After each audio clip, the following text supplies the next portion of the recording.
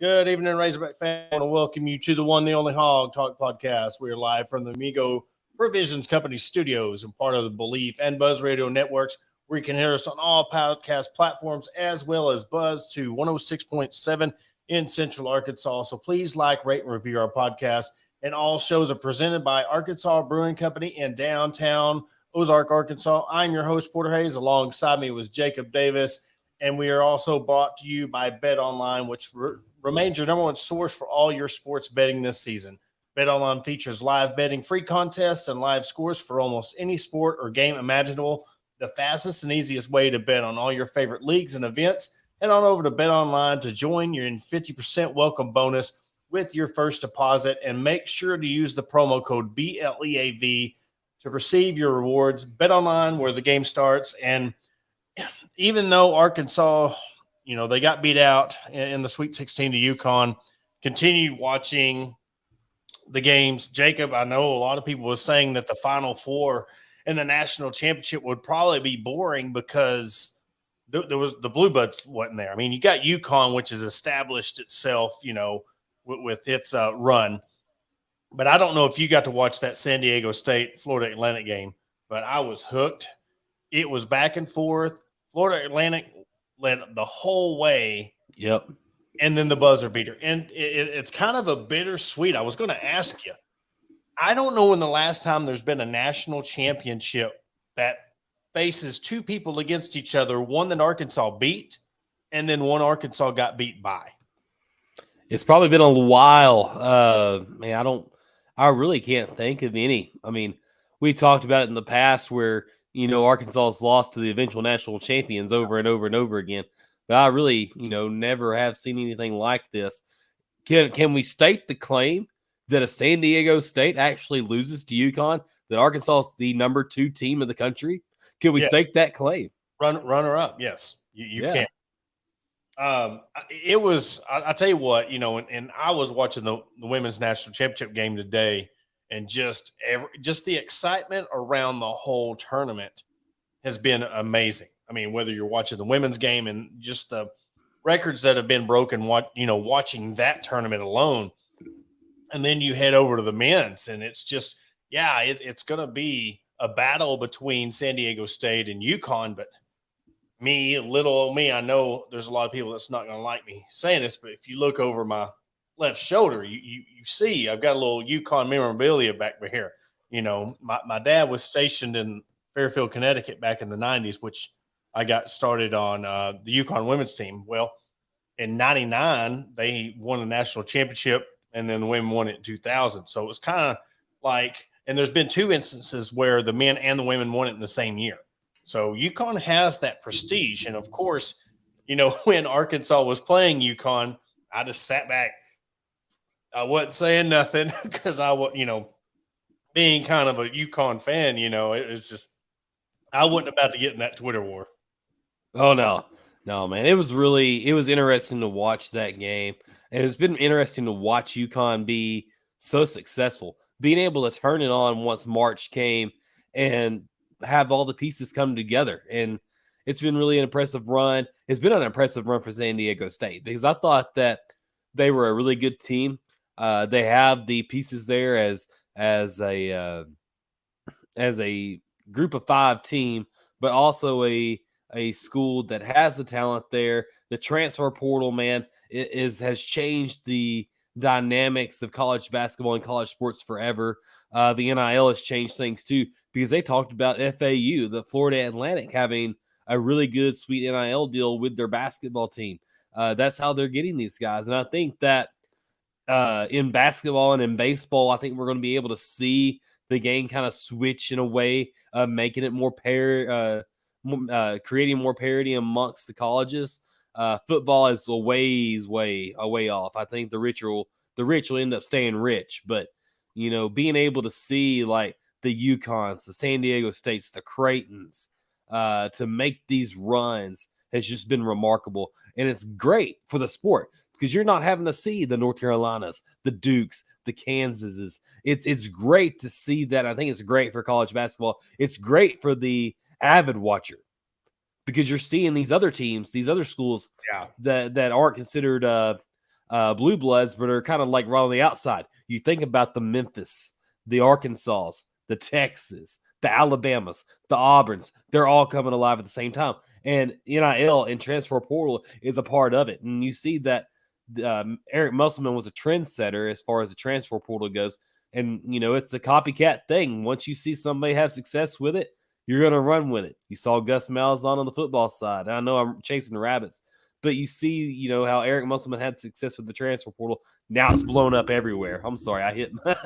Well, and you've seen people sitting back. Let's see how this works. Let's let some guys like Eric Musselman go out there. He's a new coach. He's trying to make a name for himself in the SEC. Yeah, it's the portal now you're seeing it trickle down because everybody there's thousands of kids jumping to the portal. So yeah, it makes it great. And this is the point that I want to make of it is, everybody likes the Cinderella the first weekend, but they don't want them to go far. It's like, okay, give us our upsets, and after that, we want the blue bloods. But if you watched that game last night, but it was back and forth all night long. And even the UConn game, they pulled away and finally, pulled away and won by, I believe, 14-15 to finish it.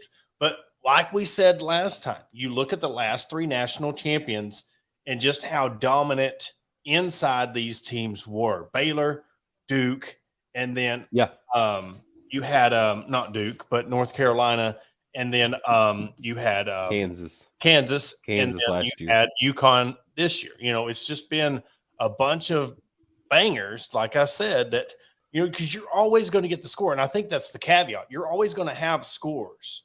Yes, Arkansas lacked that from the outside and the perimeter, but you always have them. You got Trevin Brazile coming back, which we'll mention that here in a second, with the portal and the people coming back. But it's just a breath of fresh air to watch. You can't sit there and say, well, we want these Cinderellas to upset, but let's not reward them for making it to the ball. Like you got, and it's really good to see. I want to see, I think this is the most fun tournament. I think because the women's had something to do with it too, that you're just locked in. You're really, it took me back to high school when you wanted to skip class and go to the library or find that room that was watching TV and watch this tournament. Yeah. And it's the women's side of things it's been entertaining. And I think a lot of it, ESPN did a really good job because this is a tournament that they are covering. CBS has the rights to the NCAA tournament, and ESPN has done an incredible job building up this women's NCAA tournament. And you've had the Angels, the Caitlins, the Boston from South Carolina. You have these stars, and it's great to be able to see that being built up. And then you look across the college basketball landscape and as a whole, and you see the blue bloods down, but you know these names that are playing in the finals here because a lot of these guys were playing big time college basketball at the Power 5 level just last year. They decided to transfer out, and it's made both tournaments more entertaining. And I give ESPN as much heck as they get. They done a good job this year with the women's tournament. And then with the men's tournament, you don't have to build much up because everybody knows what March Madness is all about. Exactly. But, this really lived up to it. You saw Fairleigh Dickinson take down Purdue. Everybody knew that Purdue was the most susceptible number one seed. I said it on this podcast a couple of weeks ago that if Arkansas was going to be in any bracket to upset a number one seed, it had to be Purdue, and they ended up beating Kansas. But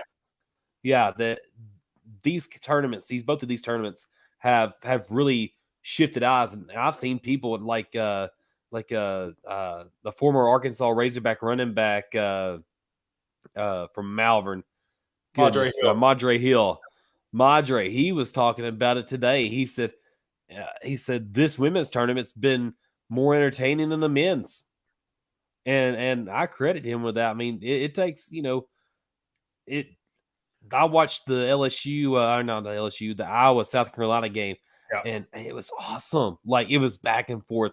And Caitlin's like a once in generation, like automatic from the free throw line, automatic from three, just a technical, amazing basketball player, like a Steph Curry on women. Steph Curry, it was awesome to see. And I caught a lot of crap for it because this is what, and we'll dive into it for a second, because people get caught up in the Caitlin Clarks, which is great for basketball, great what they've done, but they automatically want to hang the GOAT. They automatically want to name her the best college basketball player ever.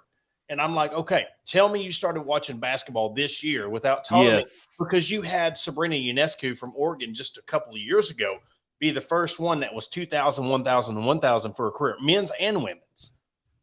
She had 26 triple doubles for her career.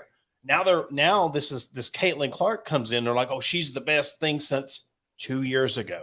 That's the way I see it. I've followed women's college basketball since 96, 95, 96. I could write out a list of 15, 20 players off the top of my head that are better. Look at Breanna Stewart, four NCAA titles in 4 years. How are you going to top that? How are you going to top what she did? And listen, this is a UConn team that they're out of conference. They're playing Stanford, Notre Dame, Carolina, Duke. They're playing all South Carolinas. They're playing the top teams, and then they're going to play in their conference.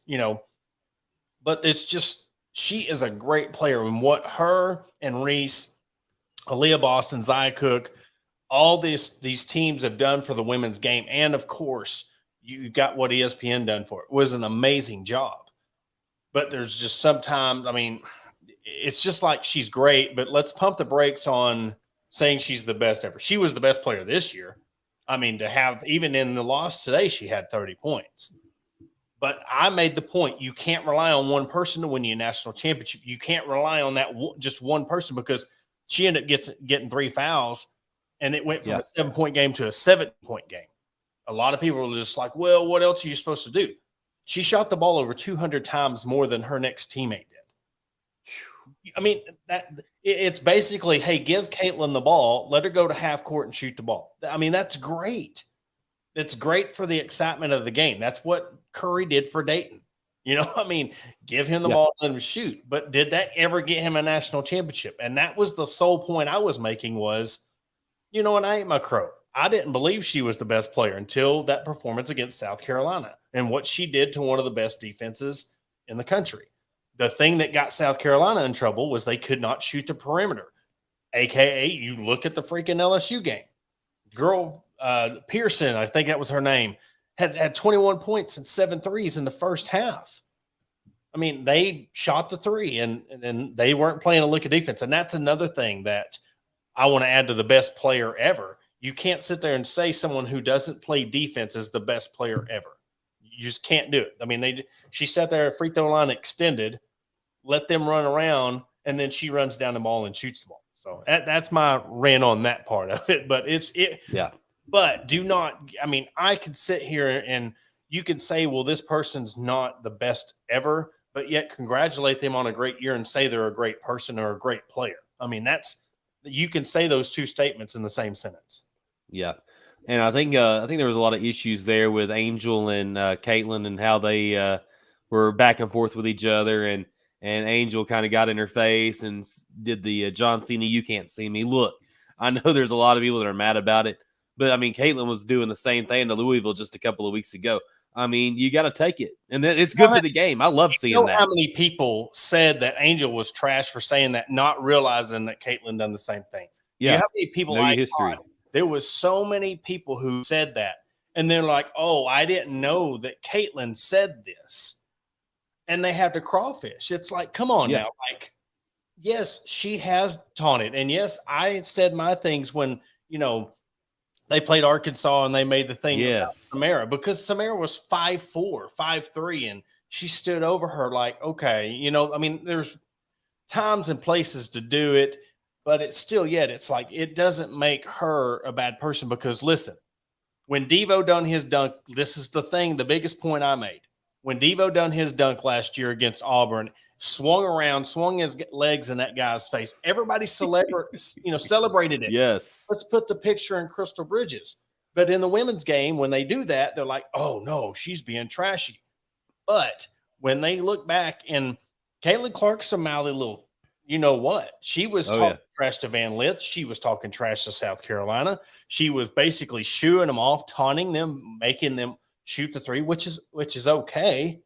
I don't have a That's problem what they with do. I don't have a problem with the taunting, but you can't sit there and say, well, Angel Reese did this and then that.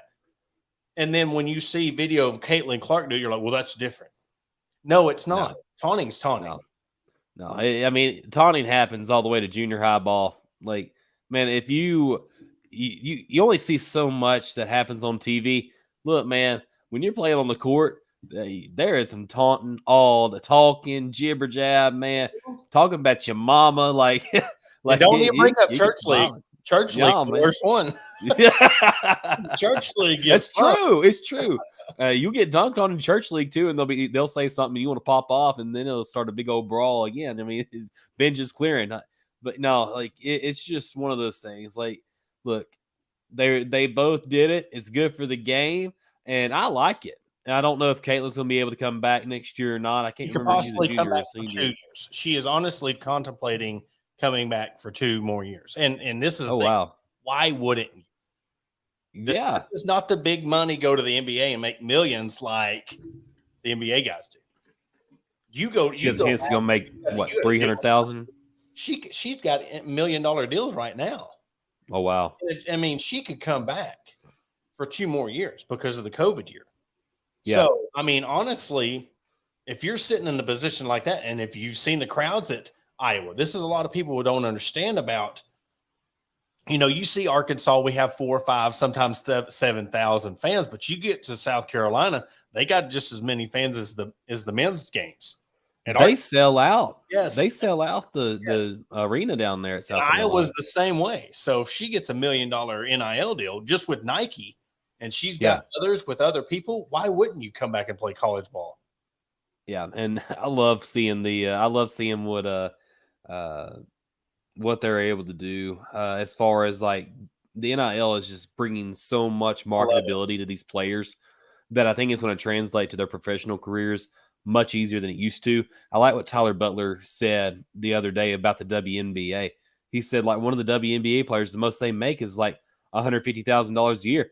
And he's like, most of these players, I started researching. I'm like, these kids, they have to pay, or these ladies, they have to pay their hotels, their flights. They're getting paid $150,000 a year. In the offseason, they're having to go play overseas. Yeah, for extra money. Exactly. I mean, and look, and I'm not getting into the pay thing. Because here's the thing. WNBA can market this thing more, the better. They can do a better job with their players and stuff. They could do a better job bringing in, because look, if it can be done in the college game, it can be done in the WNBA. So I'm not going to sit there and say, well, they need to make this out, because they're already operating at a loss. They're playing off of it's a subsidiary league of the NBA. Right. I'm just stating what these people have to do because they don't make the money, and it's just the fact that, Diane, you keep doing it intentionally in her face over and over. Well, I mean, Caitlin done the same thing, right? Just because you do it 2 seconds or 10, she done it in her face. She basically told Van Lith to her face, shut up, you're down 15 points. So that is the whole argument. Know the whole story before you say Angel can't. Yeah.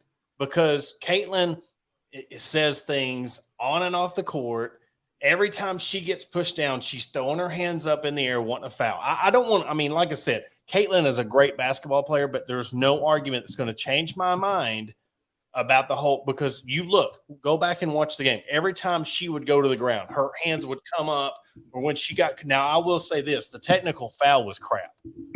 She just put the ball behind her back, out of bounds, and the ref jumped the gun on that technical foul. I will defend her on that one.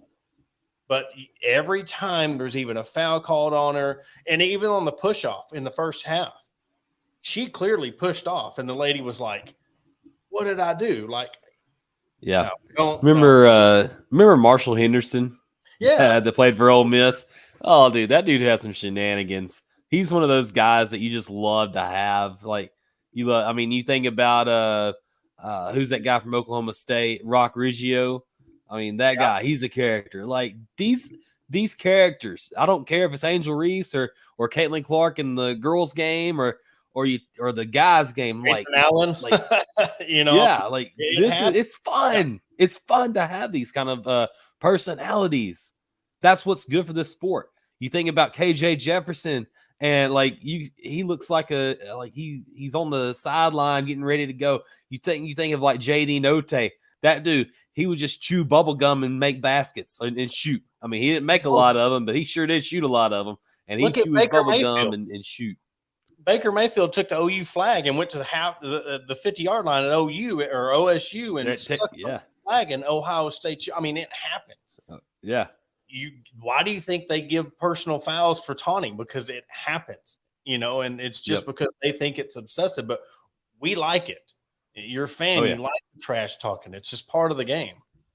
Absolutely. No, and while we're talking about this side of the game, you want to talk a little bit about the portal before we go to the break, or? Yeah, we all knew Nick Smith Jr. was going to leave, and we probably are pretty sure that Anthony Black's going. We did see that Devo testing the waters. He's keeping his eligibility open, and I'll tell you what, that we'll end on this before we go to the break, but I think that is the best thing that they did for the NBA. And I think they need to do it for the NFL, and they need to do it. Well, Major League, you can still come back, the baseball. Yeah. But giving them the opportunity to get graded, see where they're at, see what they need to work on, as long as they don't hire an agent, they can come back. I think that's the best thing that they could have done, because so many kids have people in their ears. Go get the money, and then they get graded, and they're like, wait, there's no money. Now where do they have to go? They don't have the guidance. And I think that kind of kids in the past have been dealt wrong, because they're like, man, if I would have had somebody who could have just told me where I was at, real people, the people who are really drafting you, the people who are really investing millions of dollars in you, saying, hey, man, you might need another year. How many kids could have been saved or made millions themselves doing that? Yeah, Adam Silver in the NBA has really worked with the NCAA about trying to get a better rule, more rules in place to help the student athlete. You remember Denver Kirkland when he played for Arkansas as a left tackle and left school as a junior, third-year player and didn't get drafted? You remember that? And I remember Brett Bielema coming to saying something about it in a press conference just a couple of weeks later, saying, I wish we had rules in place like the NBA does, where if a guy does want to test the waters, he can go out there and test the waters. And if he doesn't get the particular grade that he thinks he deserves, he can come back to school, even if he goes undrafted or doesn't receive those grades. And that was one of the best things Brett Bielema did. I mean, he was a rules guy. He was heavily involved in the NCAA rules committee. I think he's like one of the chairs at some point when he was at Arkansas. But that would have been a great thing to have a Denver Kirkland for a fourth year in 2016. I think it would have shored up the offensive line. I don't know where, but yeah, that testing the waters is a great thing, and I like what Devo's doing here. And Devo's doing it. And if you remember, Porter, this is what Mason Jones did 3 years ago. He was averaging 22 points a game, and was putting together offensive mastermind performances every single night, because that's all Arkansas had. And he left school when his stock was the highest, because you think about it, averaging 20-something a game and being the sole focus of a team, you're not going to be promised the next season that you're going to have that great of a performance. Devo, he took 4 times more shots than what he took his whole career. He became more of a consistent threat, an offensive opportunist, and a defensive kid that's just locked in and will lock down on you. And I think this is the best thing for him. He had his 3-point shot was at 35%, shot 41% from the field this year. His stock's never higher, and I think he did a good thing for himself, and I think it's justified. And I didn't see a lot of people giving him crap like they gave Nick Smith. Well, and there's a lot of that. That is a totally different situation that we can Absolutely bounce off next segment, because you know Nick Smith Jr. was apparently hurt at the beginning of the year when they were over in Spain or overseas. Then he got injured, and a lot of speculation was because he was a legitimate lottery pick. He was this and that. They're like, well, he's just holding out. He's doing what this kid did. He's doing what that kid did. There was a lot of talk opposed to Devo was there, stepped up, and he made his stock rise. Oh, yeah. But again, we don't know where he's going to be graded. I mean, it is great that you get to test the waters and you get to see where you're at because, again, just like you said with the NFL, I mean, it's good because of one thing. You got a middleman. You don't have your guys, your buddies talking to you in the ear saying, go. You don't got your coaches who you think in the back of your mind, they're just telling you to stay to make their program better. You got that middleman, that real agent dude or that real NFL guy, NBA guy that can sit there and tell you, all right, this guy's here. You're comparable to this guy and he's second round last year, or this is comparable to who we compare you with this year. And he's going to be a first round draft pick. So you might fall in to the early second round. I mean, they can give them an idea, but of course you can't make anybody guarantees because of the whole fact of you don't know what team wants what, but you can at least give them an idea. You're definitely a second round guy. And if they want to make that jump, they want to make that type of money, they're going to go. If they want to come back and try to make them see if they're a first round pick, because also who else is going to come back next year around the country that could possibly be, a first round lottery pick? Who's coming out of high school that's lottery pick? Who is international? There's so many layers, I think, when you think, and that's the difference between NBA and NFL. There's so many different leagues you've got to worry about when it comes to international, EuroLeague, G League, high school. You don't know how many people is going to come in, and transfer portal that can end up coming into your team and lowering your stock as well. So, I mean, there's a lot of things that goes into, are you ready to take that jump to the NBA? Yeah. And we've seen like guys like BJ Young and Courtney Fortson and several guys that just left school early and didn't get drafted. But I like what Will says here. It's a similar thing with Alex Collins. I think Alex left when his stock couldn't be higher too, though. Think about it. 20 touchdowns and 1,500 yards rushing. You're probably not going to do that behind the 2016 offensive line either. Yeah.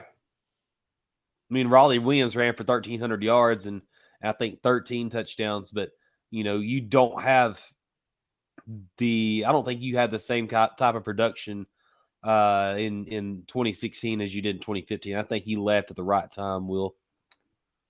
Well, and also what was going on with the coaching situation around that time?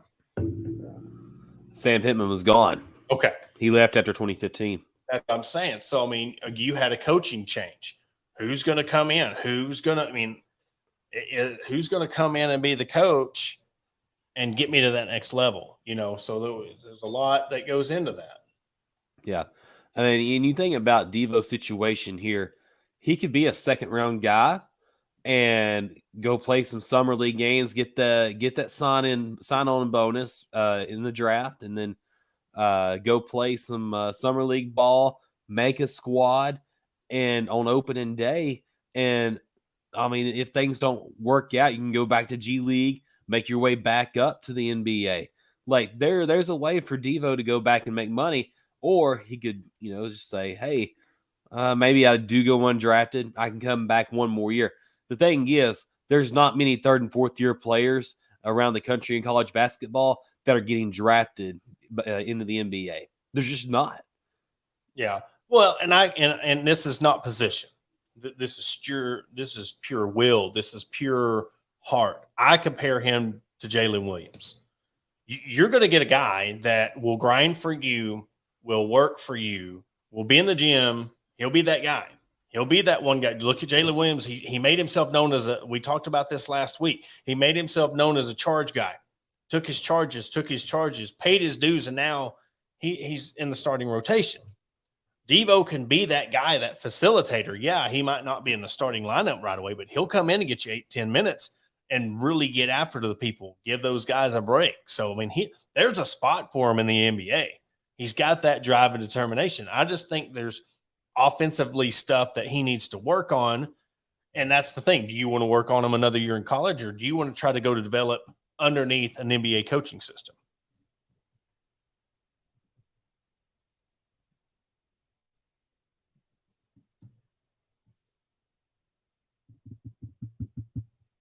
It's crazy the streak that Arkansas is on right now with the amount of guys going to the NBA. I mean, Arkansas has had 4 guys drafted in the past 4 drafts. And I don't think there's been that kind of streak consecutively year-wise. Let's see here. There was 92, there was 87, there was still a gap between 83, 84, 85, 82. So 81, 80. Okay. So there was back in the late 70s into the early 80s, there was at least one Razorback taken in 1, 2, 3, 4, 5, 6, 7, 8 drafts. So this year, they're guaranteed to at least get one guy, Nick Smith, drafted. Probably going to get Anthony Black in there and maybe Devo Davis. So that's 5 consecutive drafts. That's just an incredible job that Eric Musselman's done, kind of elevating the talent level and getting guys into the NBA. And that's the selling point that Eric Musselman had coming into the NBA, coming to Arkansas, saying, I know what it takes to get you to the NBA. Trust me, and I'll take you. And that's the biggest thing right there. Trust me. You got to get the players to trust him. And what has he done so far? But we're up against a break. We're going to carry over this conversation right after the break. We got to say a word from our sponsors. We'll be right back. At Fordham Lee Distillery, our bourbons look as amazing as they taste. A delicious, high rye bourbon aged over 6 years. Fordham Lee is a company founded on the principles of great folks and spirits worth remembering. Look for Fordham Lee brands at Walk-Ons, Liquor World, Buster's, and soon everywhere in Northwest Arkansas that serves fine spirits. Fordham Lee Bourbon says please drink responsibly. 21 means 21. Fordham Lee Distillery, blended and bottled in Middletown, Maryland.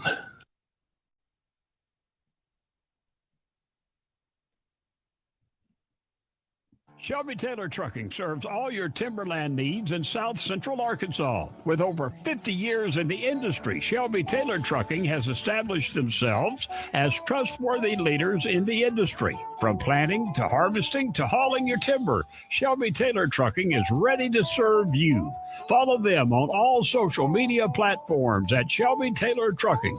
Learn more by visiting their website at staylortrucking.com. That's staylortrucking.com. McCoy Tiger Drug Store of Sheridan, Arkansas has been the top pharmacy in all of South Central Arkansas since 1895. They were also the 2020 Good Neighbor Pharmacy of the Year. They not only fix you up with your prescription with timely and friendly service, but also an elite gift shop. All your OTC needs, baby and wedding registries, tuxedo rentals, and much more. They're located at 821 North Rock Street in Sheridan. Give them a call today at 870-942-5121. And we want to also thank our sponsors at Arkansas Brewing Company at 201 South 1st Street in Ozark, Arkansas.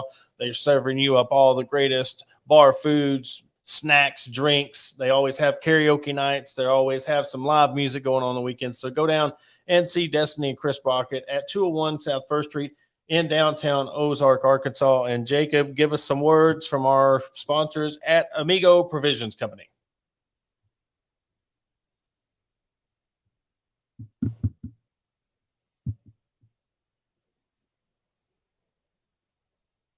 Mike. Because I cannot unmute my mic for some reason tonight. Sorry, guys. I'm kind of under the weather. Sorry. But anyways, if you like my hat, it fits my big old head. It's got the back on it. They're coming out with a mesh fit here in a couple of weeks, but yeah, it's got accented with Razorbacks on it. It's officially licensed by the University of Arkansas and the NCAA, so you can buy that. You can also go online to amigoprovisions.com and get one of the fishing shirts, the high tech, what they're called, is what they're called. You can get one of those. Man, look good, feel good, look good, and just go online, amigosprovisions.com.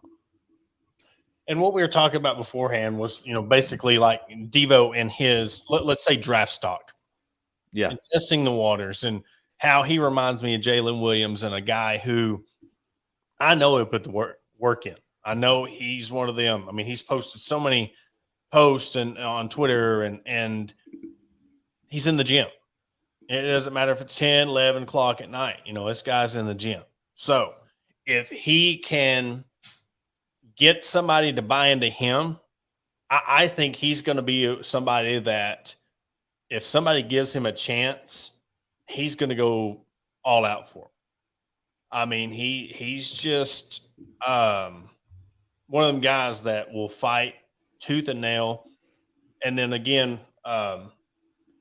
just where he come from, Jacksonville, and then getting to go in-state kid. Look how much he's worked hard for Arkansas. And all the stuff that he's been through with the uncertainty of him starting, he shouldn't start. Why is he playing? Why is he shooting the ball so much?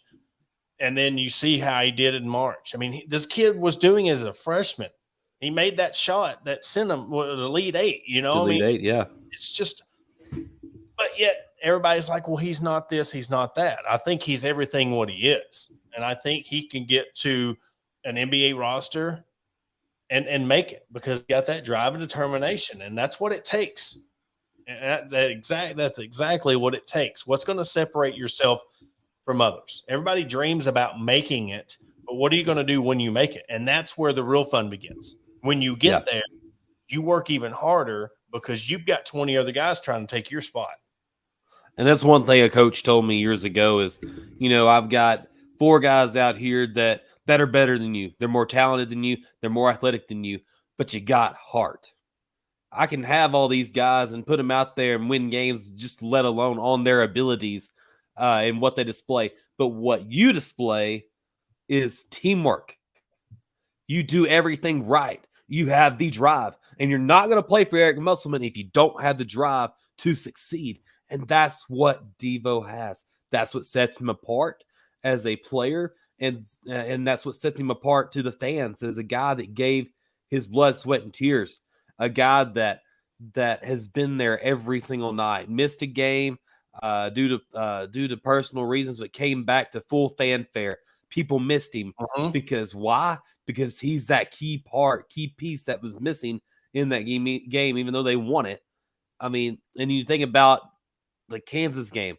Where would you have been if you didn't have Devo Davis? Where would you have been in the SEC if it wasn't for Devo Davis? Somebody else, would have had to step up.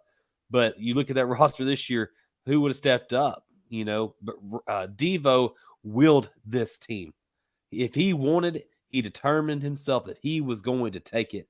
And and you could see the story in his face. You could see what he lived after that Kansas game when he was in tears in that interview after the game. You could see how much it meant to him. That's what that guy's going to carry over into the NBA. It's a great story, yes, but he is going to make somebody a very proud NBA team, because he's going to do whatever it takes to make it, whether it's a G League, NBA, or overseas. He's going to make it, just because of heart alone. And if that's this year, next year, whenever, that's I'm just saying in general, he's going to end up finding a spot. He's going to end up finding a roster. And I would love for him to come back one more year, to really grow as a leader and grow and I'm not saying anything that he's lacking. I'm just saying grow. And, you never stop learning, you never stop growing. I would love to see him come back with Brazil one more year and get some of the other guys to come in. You got Fall coming in. You give Pinion another year. You got Darian Ford another year. All these guys that facilitate around you, and they're going to need your leadership. That's the thing. Who's going to be the leader next year? Say Black leaves, Smith leaves, Devo leaves. Who is going to be that leader next year? That is this team going to gel in February? Are they going to look how late it took this team to gel this year? Yeah, you lacked those scores. So, what's this team going to be like without him? Because I'm telling you, it doesn't matter how many points he averaged. He was the most important person on this team all year round because how he was is how he carried himself, how he was is that glue guy. And for him to step away and say, man, I need a minute, and to come back, like you said, that's amazing. Amazing for him to come back. And that just shows you the fans. They supported him with open arms. And I hope he comes back next year. Yeah. I hope he does too, just because of what he means and what the state means to him. And you can see the adoration between him and Muss. Like, they love each other. There is a genuine love between the guys, a respect between the guys. And Musselman even said it after the game that this guy is like my son. He's been there since the beginning with Musselman. And, Devo was a raw point guard coming out of Jacksonville High School. He was going to go to Oklahoma State. He was. He would have been playing for Oklahoma State. He probably would have been in the transfer portal by now, maybe come back home after a while and play for Musselman. But, that's just all predicting there. But where would Arkansas be if Eric Musselman was never hired and Devo never came to Arkansas? You wouldn't be in the Elite Eights.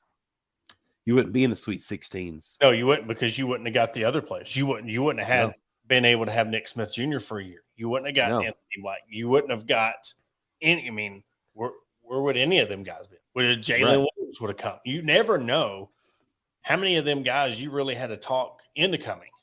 So, we'll see what happens with this transfer portal. Of course, Nick Smith Jr. is the only one that's really said he's gone. I don't know if there's been a decision on Anthony Black yet or not. Not yet. And so is that a good thing? Because the reason why I asked that is he was projected to go first round, just like he was top 12. So at one point, was that a good thing that he's not announced yet? It makes you wonder. And of course he put out that little, year one. And of course, who wouldn't retweet that and say, hey, what does this mean? Because he didn't say, right, hey, thanks, Fayetteville, deuce, it was year one. That usually means you're 1 of 4, you're 1 of 2, 3 or 4. So until he announces, there's still hope that he could return. Yeah. What would this team be like if he returns? Right. And that's the thing. What if Devo's looking to see if Black returns? And then you got those two guys coming back along with your guys coming in. They could be a salty bunch next year. Yeah, I think you get Ricky Council back. You get the Trevin Brazil back.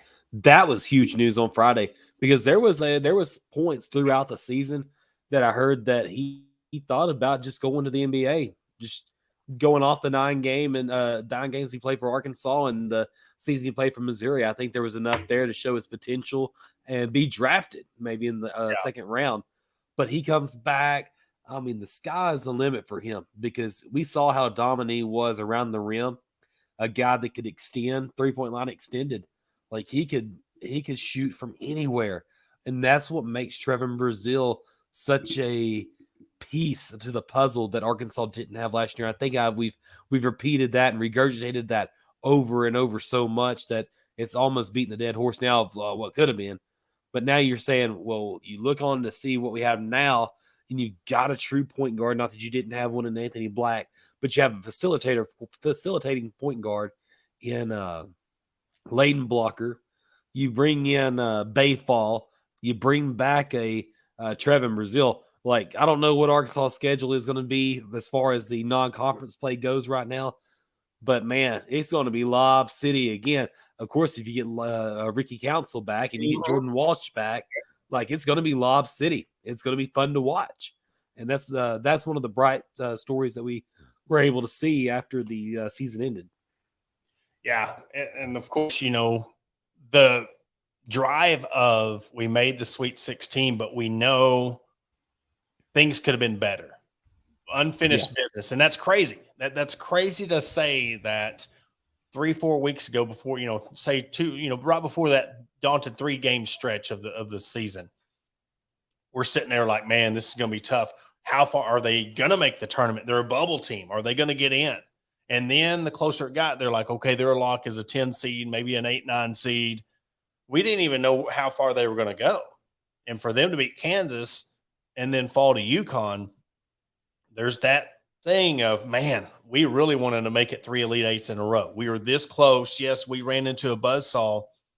All we need is a couple more pieces. If we get these guys to return and we add some legit guys out of the portal along with Fall and Blocker, and then you bring back Walsh, you bring back Black. I mean, those 5 guys, man, and you add some depth on the inside. Yeah. I mean, the Mitchell twins could come back. I don't know. We ain't heard nothing from them yet. So, I mean, this team could end up shaping back up. And the more guys that you got that's returned, you've seen how difficult it was to gel 11 new guys together in Eric Musselman's system.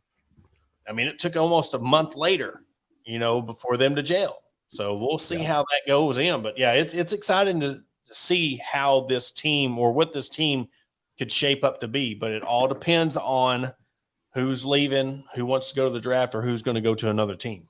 Yeah. And I liked what John Rothstein tweeted before the Final Four began. And he said the retention for the Final Four amongst these teams, 16 of the 20 starters or presumed starters in the Final Four games were playing on their team at least last year. So the retention going forward, maybe this is what Arkansas needs to continue and get out of the Elite Eights and the Sweet 16s more often to advance to a Final Four. Is not rebuilding and remolding your roster each year. Maybe have a little bit higher retention. And you think about it, and if Jordan Walsh progresses and Trevin Brazil progresses, Ricky Council progresses, there's 3 starters right there that you will have back next year. And then you have Devo Davis come back. That's 4 starters. And I mean, you think about if Anthony Black does come back. Listen, if Ricky Council comes back next year, I'm telling you, he's going to be a hybrid Isaiah Joe Mason Jones. That is, you think so? Yes, because if he comes back and he gets that 3-point shot down where he can shoot perimeter 3-point shot, and he's a driver slasher dunker, I'm telling you, he could average 18, 19 a game, 20 a game, because he showed it this year. I mean, he did. And the thing is, you look at people who are wanting to go to the NBA. They get that chip. All right, these guys, like you think of Ricky Council, you think of him as a dunker and a flashy, score underneath. I want to prove to them I can shoot the 3 too. You start working on these games, and has as much time as they're allowed to go into the gym and work on their game. If he develops an outside shot, and this team desperately needs an outside shooter, and he can sit there, I mean, that right there could have made a huge difference. Not saying that they would have beat UConn, but that would have made a huge difference in the game against UConn of having that 3-point threat. Look at what Isaiah Jones, Mason Jones, JD Noty, when he got hot, would do. You had to see, they might not give you 20 a game, but you had to respect them like they was going to give you 20 a game. Yeah, absolutely. Brandon Miller, he's still the highest college draft pick for the NBA draft this year. Trying to get this pulled up, going slow. But I think Nick Smith might have fallen out of the top 14 picks. Yeah, I'd heard he dropped in I've seen that in a lot of the majority of the NBA draft mock drafts. I've seen him go as low as 17. I've seen him be in place with number 16 with the Pelicans. This one here, let's see. They have Anthony Black at number 9 with the Jazz. This is the Bleacher Report. They have Anthony Black at number 9. They compare him to a bouncy Josh Giddey. And then let's see here. Nick Smith falling all the way to number 19 for the Rockets. Comps of Gilbert Arenas and Jamal Murray. And that's as far as that's the only two guys I see so far with Arkansas by their name. And that could bode well for Arkansas. I mean, next year, Oh, yeah. But then again, let's see if somebody wants to go overseas and play. That's another caveat. Does people Right. paying guys to go overseas and play? Guys are going overseas and they're averaging, they're ex-NBA guys are going out there and averaging 25, 28 a game. I mean, it's just it's crazy. So again, there's a lot of options when it comes to the NBA, and best wishes to whatever they choose to do. If they want to come back, go pro. I mean, some of these guys, they're ready to be financially set. They're ready to financially set their families up. The ones who've beyond them have put in blood, sweat, and tears and developed them and paid for camps and all the stuff. They want to be financially set for life and their families. So, there's nothing like knowing like, hey man, me and my family were good. That's hard to turn down. That's hard to be patient and say, if you just come back to college one more year, you might can make more. So, I mean, but you never know what's going to happen. I mean, look at Brazil and Nick Smith Jr. The injury bug's always in the back of their head. Absolutely. And then Ricky Council, number 39 to the Spurs. They have him compared to J.R. Smith. I like that comparison. I haven't thought about that before. And then you scroll on down through the rest of the picks, and there's really nobody there. Let's see here. There's Oscar Shibwe. He's a 70th overall player, so that means he's basically out of the draft.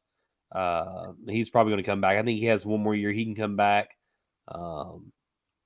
There is Drew Timme. Obviously, he's not he's like number 77 right after Oscar Shibwe. Jeremy Roach from Duke, who there's a lot of folks that had him considered as one of the best players in the country. He's not even in the top 60 picks. Marquise Noel. I feel bad for those guys that are down low like Timmy, that where would they fit in the NBA? I mean, that's one of them that you want to play for Gonzaga and try to get your NIL money. And I don't know how much NIL you get at Gonzaga, but it's just, you kind of feel for the guy because you're a great college player, but it's like, where do you fit in the NBA game? I mean, he's not, I mean, he's good down low, but you got to, in this game, you daggum got to be 7 foot and be a 3-4. There's not a 5 anymore, really. I mean, there's a few 5s, but it's not like it used to be. And I really feel, and you look at those guys like Noel, I mean, go to Kansas State and really ball out, and coming from Little Rock, you don't know how many of these people, how many guards, what are they looking for? Are they needing a 2 guard? They need a point guard. I mean, even the point guard position is different than it used to be. Everybody scores. Absolutely. Now.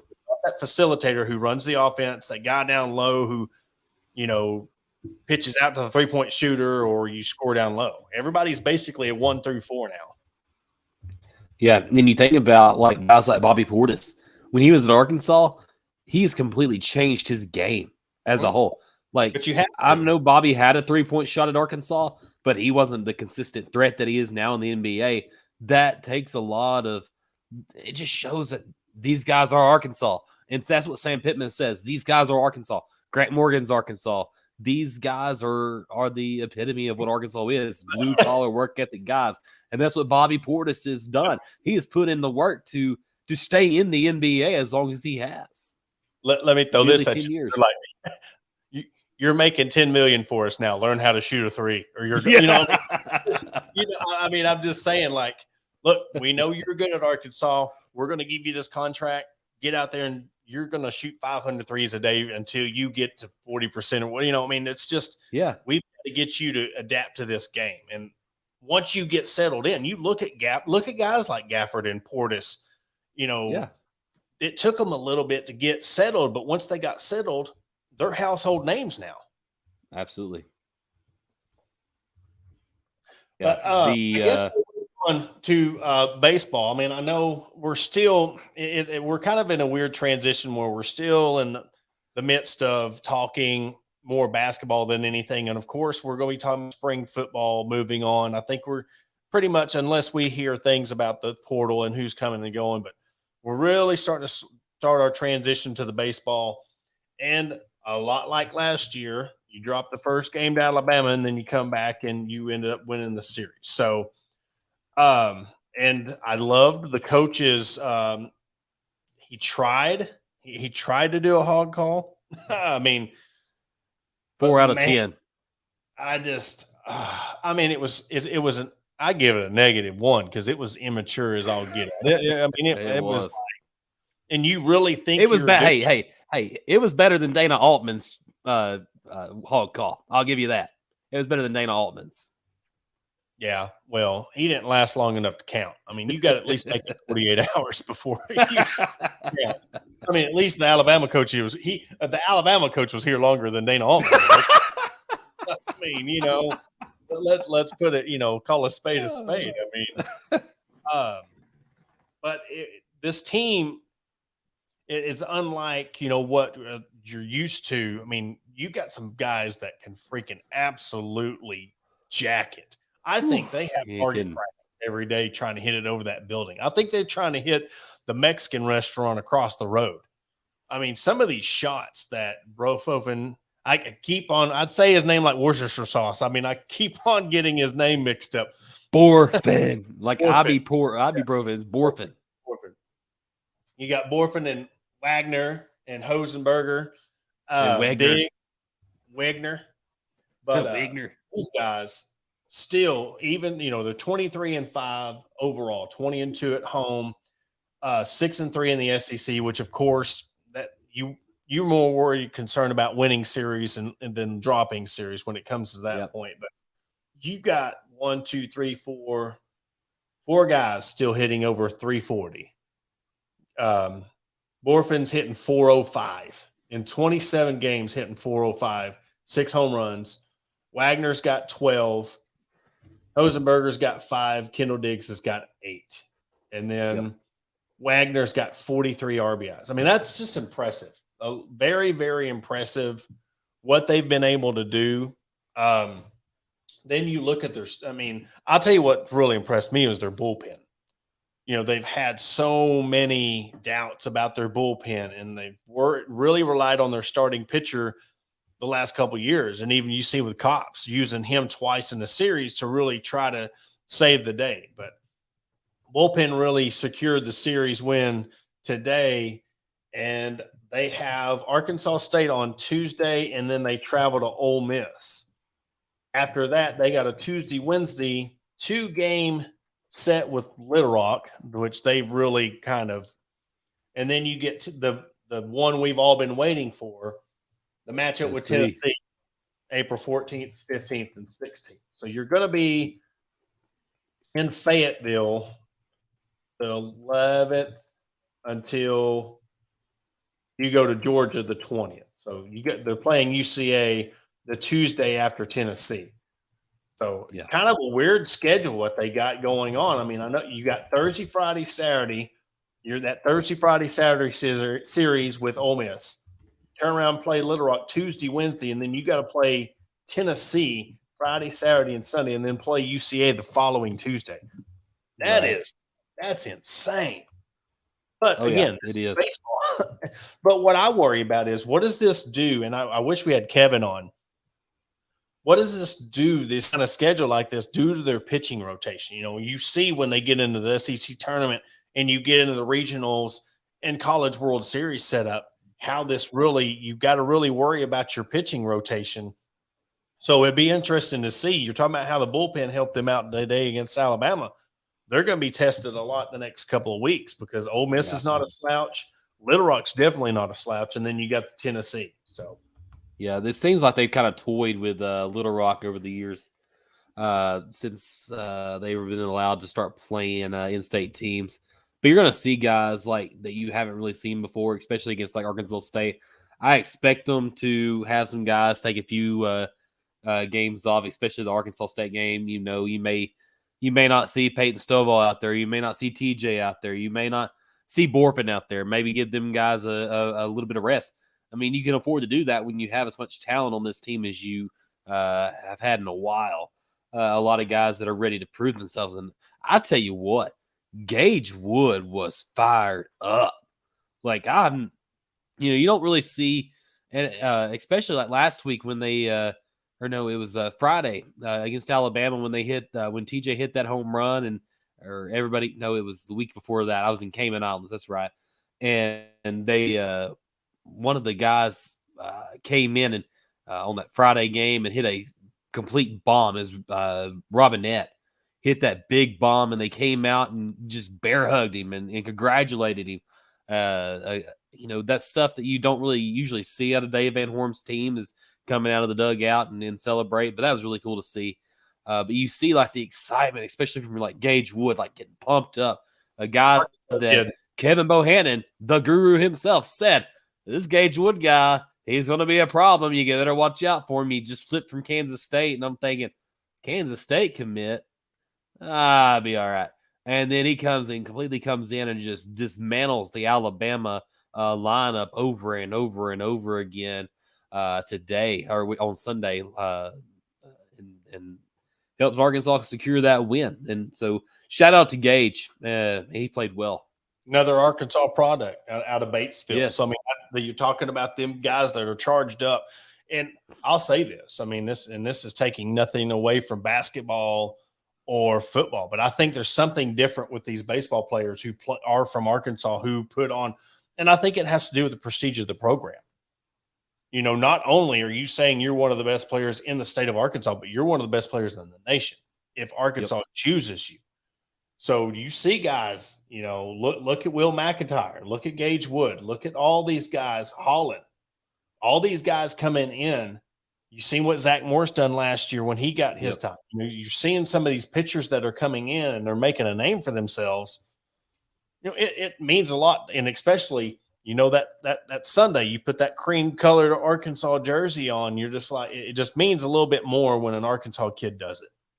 They're not playing for the name on the back of their jersey. They're playing for the name on the front of the jersey. Exactly. They're playing for the state of Arkansas, and it's really great. I know we didn't get to have time to really talk spring ball, but hey, it's spring ball. We'll get to it next week. Yep. We'll like I said, we'll start our transition either tomorrow. I'm pretty sure tomorrow night we'll have our weekly women's sports report on. But we're gonna do our transition, talk a little bit more. We're going to be sharing a lot of stuff from Hogs Plus. We're going to give Sawyer Radler and his team a shout out. Hogs Plus. We're going to be sharing some of their content on our show. So if you haven't subscribed to Hogs Plus, I did last week, and I'm telling you, it's all the access you get, the interviews and the stories that you get. Basketball 100. Then you had we're talking about women's basketball, 25 years since the Final Four. So definitely subscribe to Hogs Plus, get that going. And also our newest member to the family, Metters Lumber in Ozark. Every time we have a guest on now, be brought to you by the Metters Lumber Company hotline. And then for all you striving podcasters, anybody out there doing any social content, social media content, whether you're doing it for Instagram, anything, for all your social media sound needs, Sweetwater Sound is the best way. Taryn Cooper is the guy I deal with, has got me my whole setup here in the studios, Migo Provision Studios. So definitely go in, hook up with Taryn, let them know we sent you because they put you in a circle with our circle. You get discounts, 10% discount on your first order. And a little caveat, every time you order from Sweetwater, you get a package in, they put a little bag of candy in there, for the sweet tooth. So, but Jacob, is there anything else you got? Yeah, just make sure you like, rate, and review our podcast on Apple and Spotify, and just give us a little shout out on there. I like a little bit of, some sweet talk. Maybe tell us how good we are, and maybe give us a little things of, hey, suggestion of what, hey, we could do better, or you want to hear from us more. Just give some suggestions as we go into the off season, because when baseball season's over, we're going to need to find something to talk about. Well, if we do it during COVID, yeah. But, also, if you got any suggestions, page, we're starting to do a lot more of our sponsor-related posts and sharing content with our sponsors on Instagram. So follow us on our Instagram page. We've got a YouTube page set up. We don't do much traction on it. We just put it on there to, for another outlet. for people to listen to our podcast and watch our live show. But if there's nothing else, for Jacob Davis, I'm Porter Hayes. We will catch you tomorrow night. Again, we are brought to you by Bet Online, and we will catch you tomorrow. Go Hogs.